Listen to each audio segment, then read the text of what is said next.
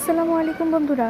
এখানে দেখুন, এই প্লাস্টিকের বাটি বা কৌটো দিলে অনেক সুন্দর করে পানিগুলো বুঝতে দিবেন, কারণ বৃষ্টির পানিগুলো যখন এখানে ভরবে তখন এই পানিগুলো যখন গাছে দিবেন তখন খুব সুন্দর একটা গ্রোথ পাবেন। যেমন আমার ডালিম গাছে কোনো ফল হতো না, মাশাআল্লাহ কালকে আমি এই ডালিম গাছে সবগুলো ফল আমি তুলে ফেলেছি, দেখাও দিয়েছি আমি।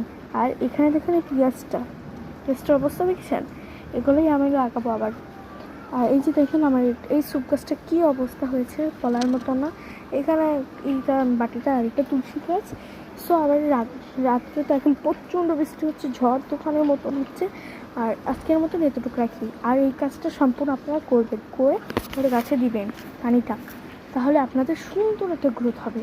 প্লিজ একটু দিয়ে দেখেন আমার কথাটা ভালো নাকি খারাপ, গুগলে একটু সার্চ করে দেখবেন। সো খুদা হাফেজ। আমি ছোট মানুষ, তার জন্য এই ব্লগটা করা। একটু সবাই লাইক সাবস্ক্রাইব করে দেবেন। খুদা হাফেজ।